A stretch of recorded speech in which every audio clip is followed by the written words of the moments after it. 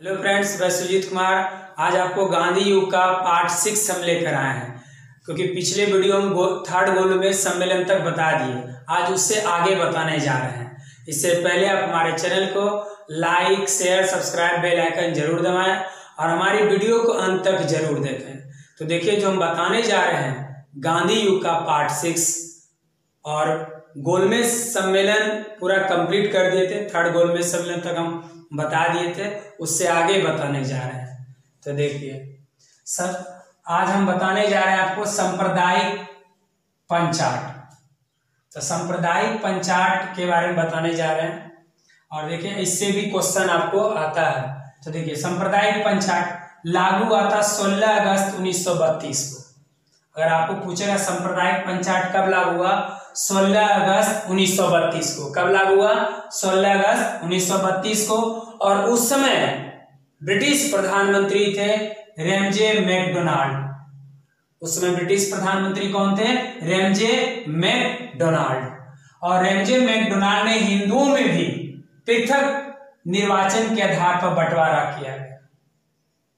तो याद रखिएगा, मैकडोनाल्ड ने हिंदुओं में भी पृथक निर्वाचन के आधार पर बंटवारा किया गया, यानी अछूतों के लिए अलग से निर्वाचन की व्यवस्था की गई।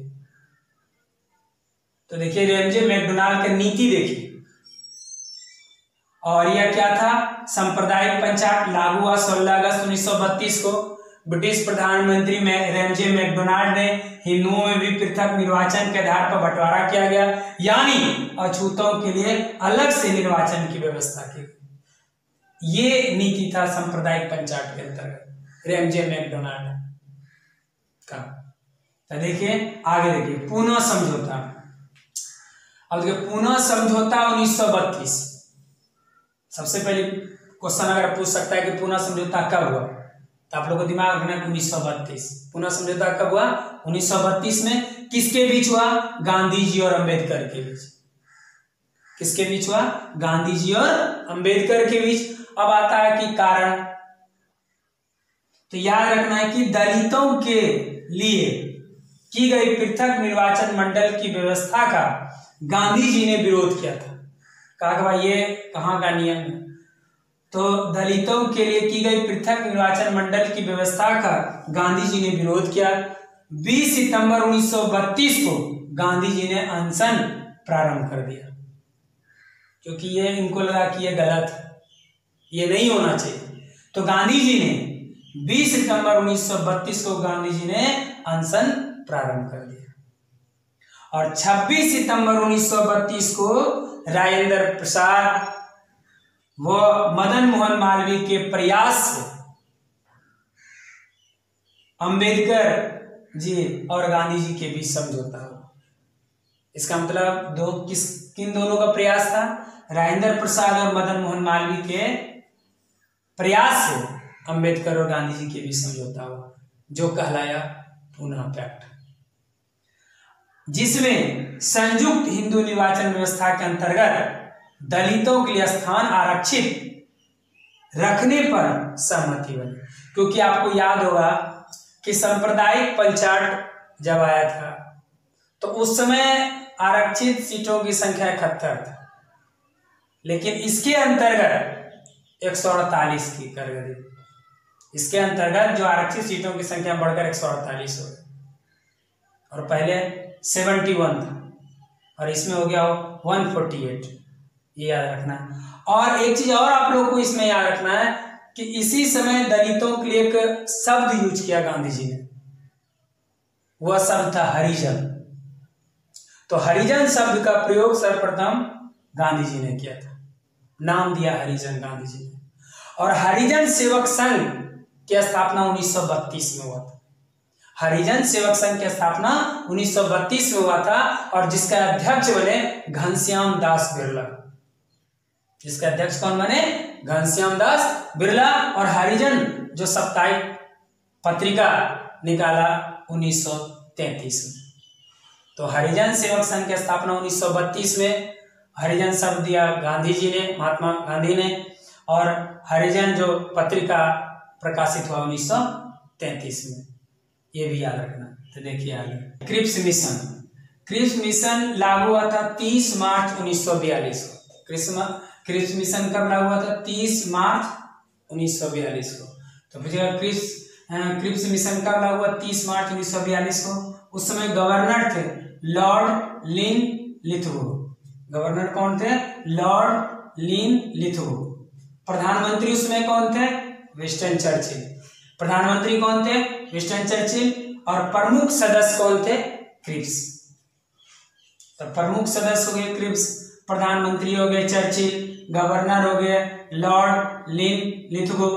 लागू हुआ 30 मार्च 1942 को क्रिप्स मिशन। अब आता है कि क्यों गठित हुआ, आखिर कारण क्या था गठित होने का? तो देखिए भारत का पूरा एवं सक्रिय सहयोग चाहता था, क्योंकि द्वितीय विश्व युद्ध के दौरान इंग्लैंड की शक्ति कमजोर हो चुका था, तो भारत का पूरा एवं सक्रिय सहयोग चाहता था, क्योंकि जापान भारत के पूर्व की ओर आ चुका था।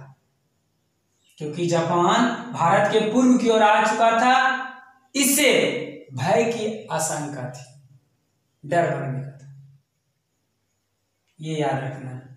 अब युद्ध के दौरान प्रावधान क्या था? ये जो आया क्रिप्स, इसका युद्ध के दौरान प्रावधान क्या था?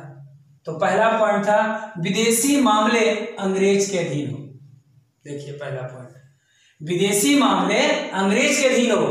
दूसरा पॉइंट था कि भारतीय संसाधन का प्रयोग करने का अधिकार अंग्रेज का हो। विदेशी मामले अंग्रेज के अधीन हो।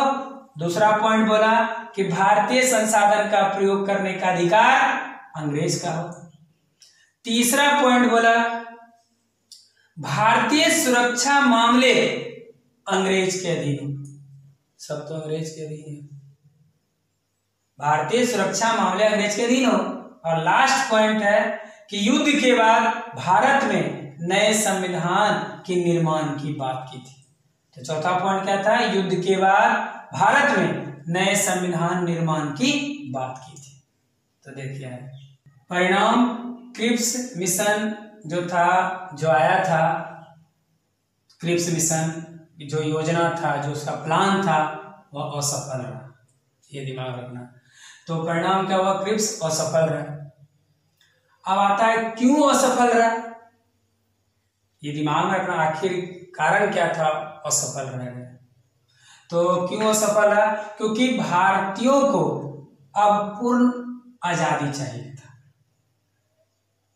अब क्योंकि भारतीयों को अब पूर्ण आजादी चाहिए था, और इस मिशन में पूर्ण आजादी की बात नहीं थी, क्योंकि क्रिप्स मिशन का जो आइडिया था वो भारतीयों को कहीं के तरह से हजम नहीं हुआ। इसीलिए क्रिप्स असफल रहा, और असफल होने का कारण भी था क्योंकि गांधी जी ठान लिए थे हमको पूर्ण आजादी चाहिए। इसलिए क्योंकि भारतीयों को पूर्ण आजादी चाहिए था और इस मिशन में पूर्ण आजादी की बात नहीं थी, तब गांधी जी ने भारत छोड़ो आंदोलन की शुरुआत किया। क्योंकि गांधी जी अब ठान लिया कि अब कुछ नहीं, अब तुम लोग यहां से चले जाओ। इसलिए गांधी जी ने ठान लिया कि भारत छोड़ो आंदोलन शुरू होना चाहिए, और यह आंदोलन गांधी जी ने शुरू कर दिया। तब गांधी जी ने भारत छोड़ो आंदोलन की शुरुआत, और ये हम आपको नेक्स्ट वीडियो में बताएंगे। इसलिए आप हमारे चैनल से जुड़े रहें, क्योंकि गांधी युग से एक क्वेश्चन आपको एग्जाम में पूछता है। इसलिए इस बात को ध्यान रखें, और हम जो पढ़ा रहे हैं गांधी युग, ये मिस ना करें। इसलिए हमारी वीडियो को अंत तक जरूर देखें, और फिर हम ये गांधी युग जारी रहेगा जब तक हम कंप्लीट ना करें।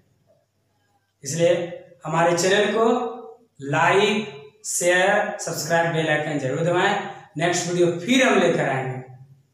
थैंक्स।